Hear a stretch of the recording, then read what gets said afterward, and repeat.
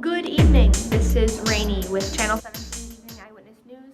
Tonight we will talk about the tragic death of a young girl, and right now the weather is 35 degrees. There's a high of 36 today and a low of 27. Tomorrow there is a high of 32 and a low of 26. One moment please.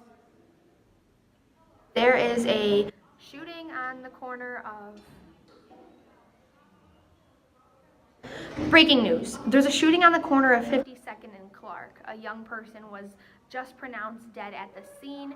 We have China from our team right there. Everyone, let's pan over. Hello, I'm China, here with Officer Shuley, who was a cop on site when Asia Bell shot and killed Carolina Lishvon.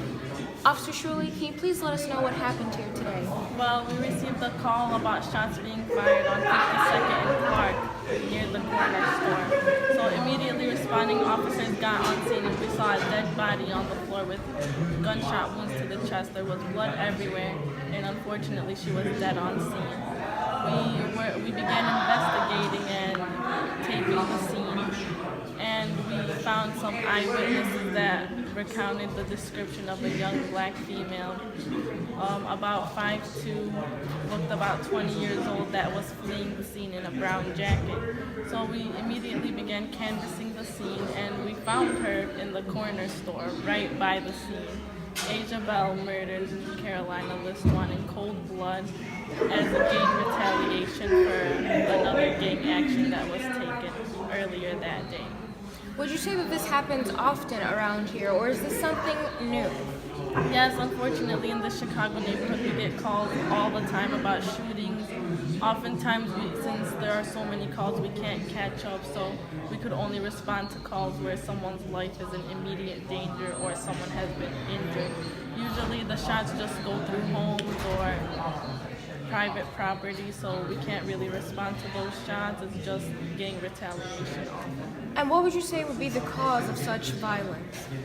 This is definitely a low-income area with extremely high rates of poverty. Most of the kids who go to the local high school drop out before graduation, which obviously that low education combined with a lack of money and lack of financial income causes them to turn to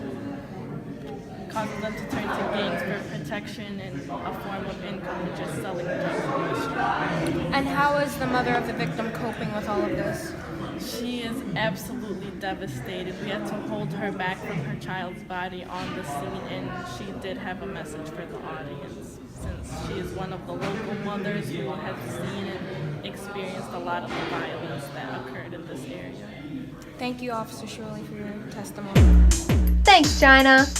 According to a 2015 study by fellows at the Institute for Policy Studies and Gerald Bogard, financial poverty is exacerbated by numerous other factors: inadequate schooling, lack of vocational skills, family size, and health problems.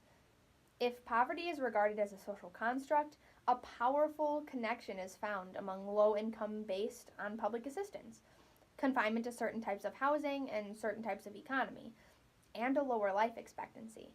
Both school climate and discipline play large roles whether a student graduates from high school and how likely the student is to be arrested or incarcerated.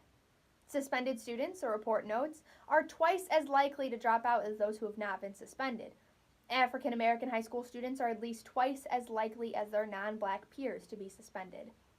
From here, the profiling and criminalization of homelessness and poverty cements the relationship between poverty and imprisonment.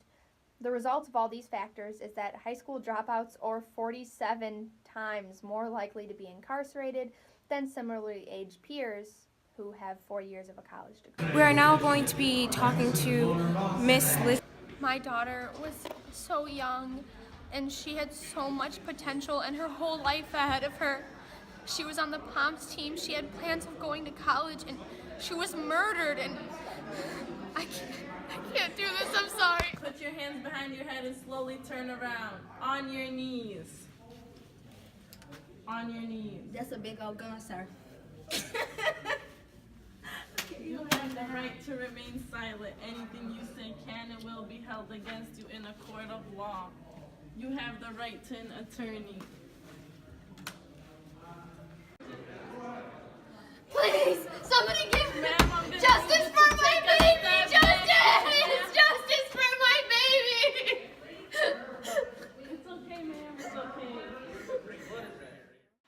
According to Jay Anderson, a community leader, no initiatives are being taken to stop the flow of violence by reducing poverty in these areas.